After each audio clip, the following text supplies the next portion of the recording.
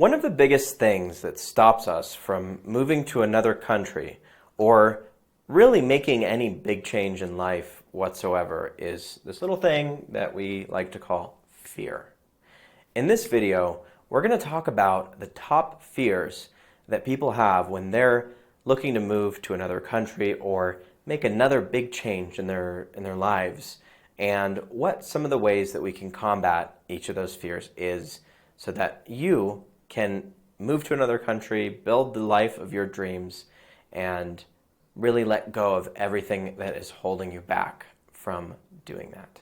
I'm Justin Keltner, and on this channel, Entrepreneur Expat, we talk about everything from living in another country, moving to another country, making that transition, to what you actually need to do to make that change sustainable by having remote income or your own business online, so that you're not tied to the country that you're from, but instead can enjoy all of the world and really make your home base wherever it is that you want it to be. That's what we're all about here on Entrepreneur Expat. And if you'd like to join us on our mission of helping 1 million entrepreneur expats and aspiring entrepreneur expats around the globe, make sure that you subscribe to this channel so that you don't miss a single video like the one we're about to share today, and hit that notification bell. In addition, if you're interested in moving to Mexico, just like my partner Amanda and myself have done, you can actually find a guide specifically on moving to Mexico right below this video. Just hit that link. You can register for that guide, and you'll also be enrolled to stay in touch with us on our email list. You'll get all of our latest video updates and all that good stuff. So what are the fears that are stopping most people from making that leap and moving to another country? Well, fear number one is running out of money. We've actually had several clients who have already moved to Mexico, and they came to us maybe with a little bit of money in savings, but no real plan on how to make income. And they had a fear where, we've only got 6 months or 12 months or 18 months of savings in the bank. How do we possibly make it work and create income here in Mexico? And if I'm being completely real with you, that's a very real fear, and it's a very natural fear to have, because in some cases you may be in a position where you're so fed up of where it is that you're from that you're just like, screw all of this. I'm just going to make the move and land in Mexico or in Colombia or Argentina or Chile or wherever else you want to move. You're just going to make that leap and then figure it all out. And that's kind of what I did when I moved to my first real place outside of the U.S. For an extended period of time, when I actually moved down to Mexico over a decade ago for the first time. I did have an online business, and that did help for sure because I could work from anywhere with my clients, but I didn't really have a full plan created, and I did take that leap, and sometimes it's super scary. But the thing to know is that if you've got the skills, if you've got skills working with people, even if it's customer service, if it's sales, if it's marketing, if maybe you've worked for years in the software development industry, as I had myself when I started my marketing agency, there are ways for you to make money online. And those are some of the things that we actually help our clients with. There's another guide that we'll include below this video called our Make Money from Anywhere guide. And that'll help you with this fear number one, because we'll show you exactly how you can make money from literally anywhere in the world with just a computer and an internet connection. And it's really not as difficult as you think. But it's important to realize fear is natural, but you should not let fear stop you, especially when the answers are right in front of you. Now, moving along to the second most common fear that we hear about, which is not being able to communicate. Now, they talk about countries like Mexico as being sort of a soft landing, because a lot of people here do speak English. So if you're coming from an English-speaking country and you're moving to Mexico, there's a good chance that in the area you live in, especially around other expats, most of the people will speak or at least understand basic English, and that's a good thing.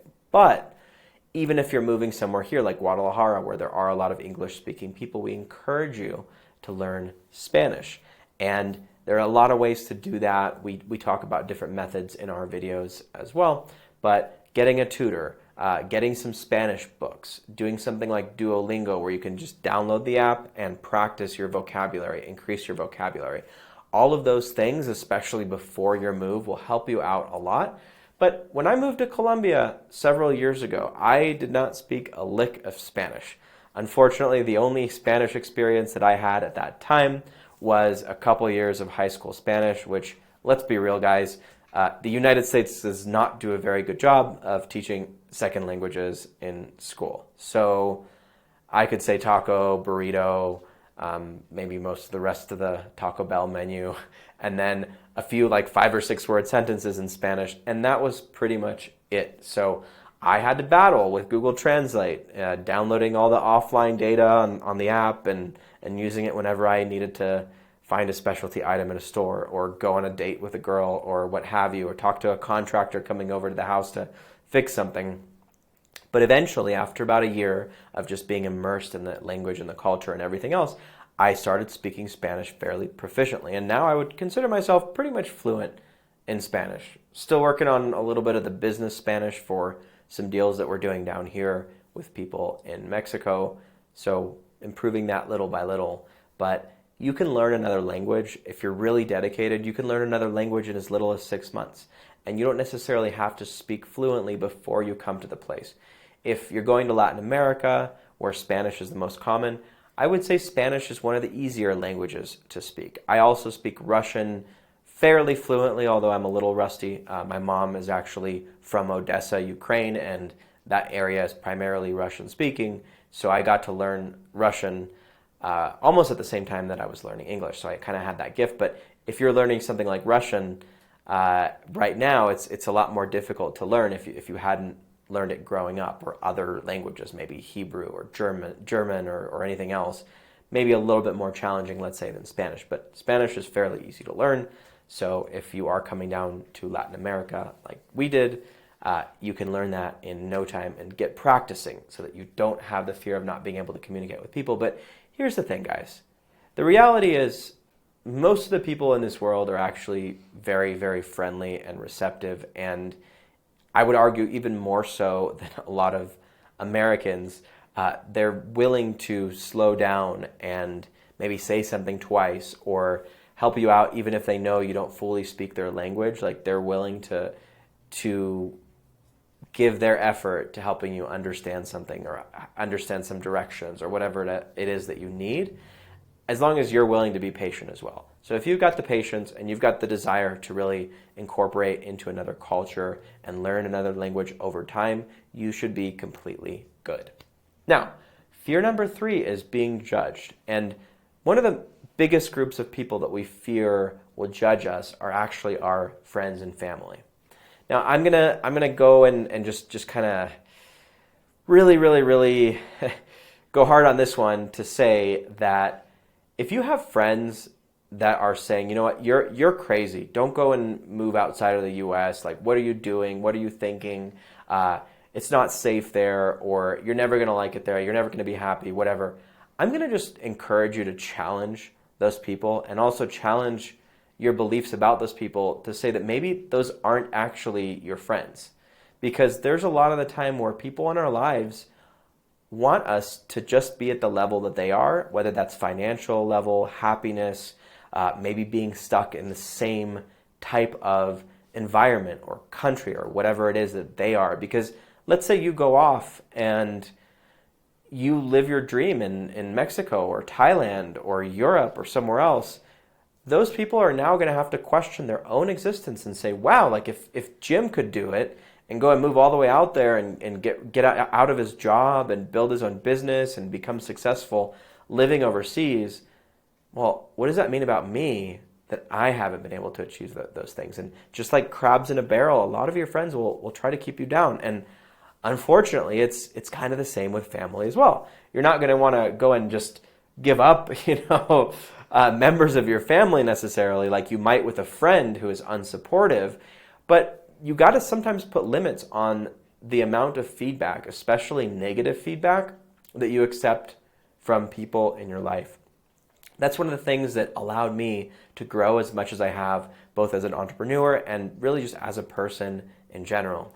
I was able to put limits. There were family members, sure, that occasionally would say a positive thing or two, But for the most part, a lot of the feedback that I got about not finishing college, about starting my own business, about moving to another country, it wasn't positive, guys. It was really negative, and it was really tough to tune that out, especially from members of my own family. So I'll just say this. You got to know what's really important to you, what your priorities are in life, and build your life around those priorities and desires.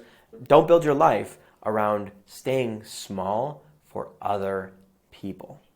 You only get one of these lives, and it's really important that you focus on living the most happy, joyous, fulfilling life for you. Don't live for everybody else, and you won't have to worry about this. Now, number 4, safety. We're not going to go into like specific statistics because you can make any picture that you'd like true with statistics.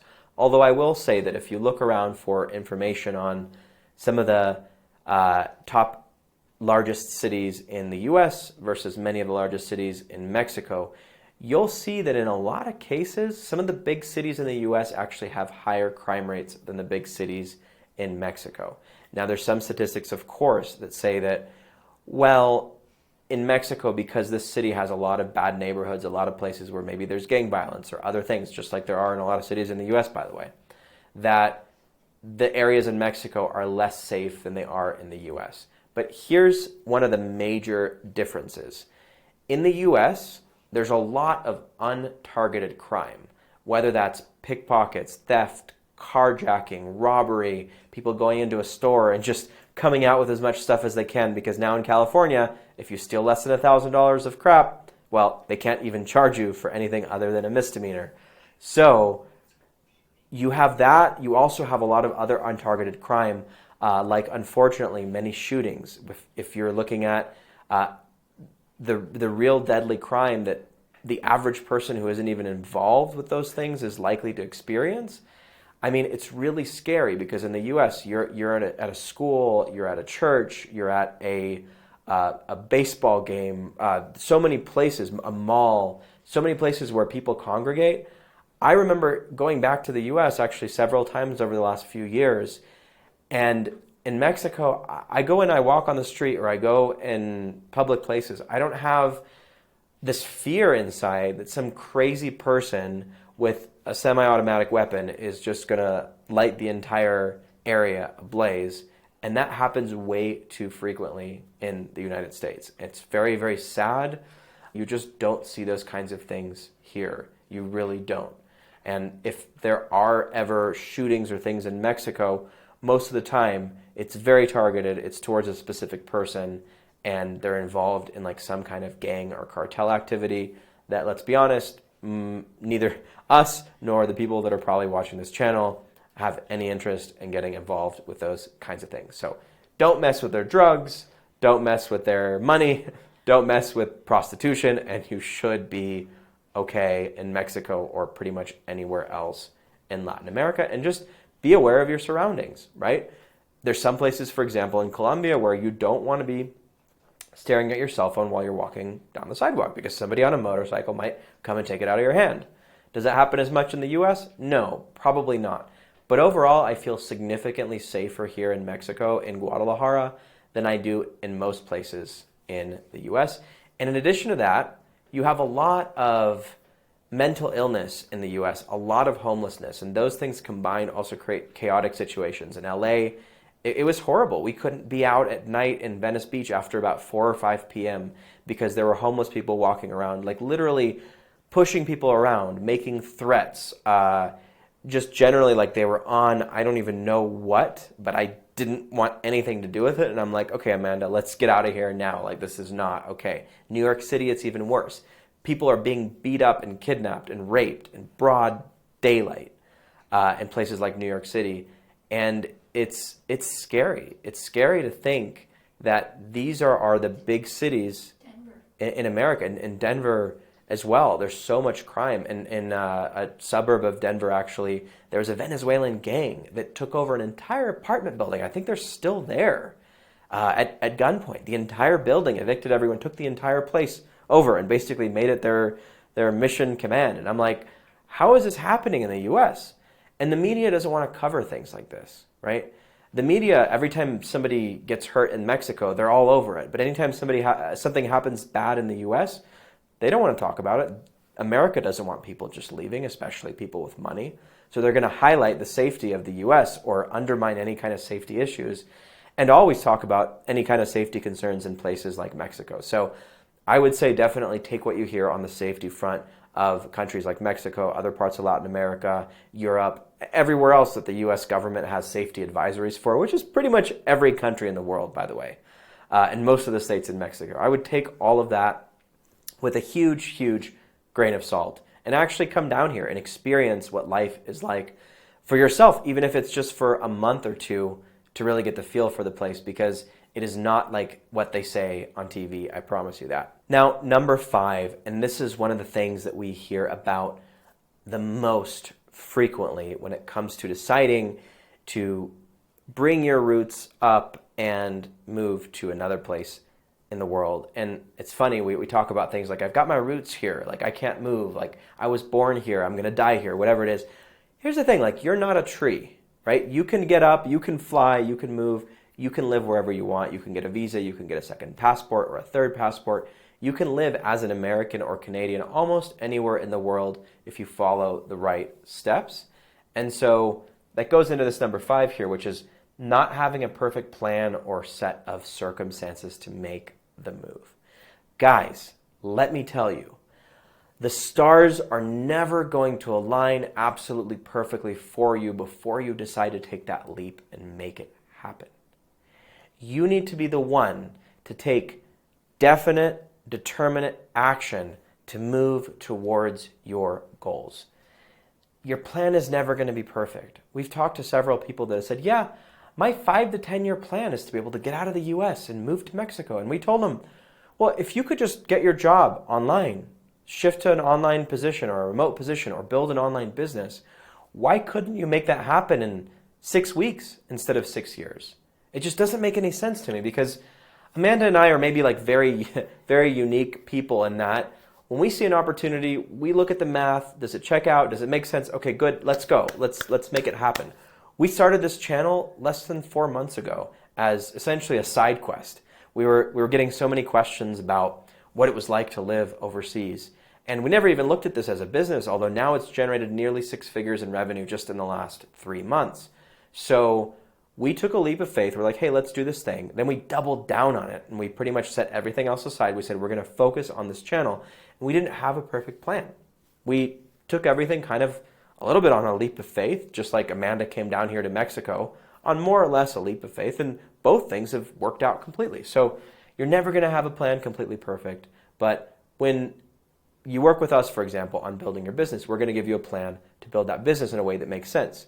Just like when you get coaching or feedback from somebody on how to actually do the logistical steps of moving overseas, they're going to say you need to do A, B, C, and D. That might be an immigration attorney. We're going to have more of those on for you guys very soon as well. So definitely don't forget to subscribe and hit the notification bell so that you do get all of these questions answered about having that plan. But the plan is never going to be perfect.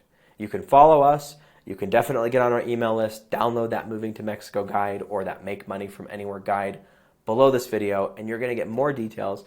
You're going to start to fill in the blanks a little bit, but just know that even if you don't have the perfect plan, the perfect time to take action is now. Because guess what? Things are not getting better in the West. That's a fact. The election's coming soon. Things are about to get even more crazy. And the perfect time, if you've been on the fence about moving somewhere else, is right now. Because the US is getting worse, Canada is getting worse, and Mexico and other countries are now making it harder and harder, especially for people from those places to now immigrate to Mexico and be entrepreneur expats here. So don't wait until you have the perfect plan. Take action now. Make sure you get the resources below this video and subscribe so that you don't miss a single piece of content from us. We really enjoy having you as part of this community and can't wait to see where the adventure goes. Bye for now.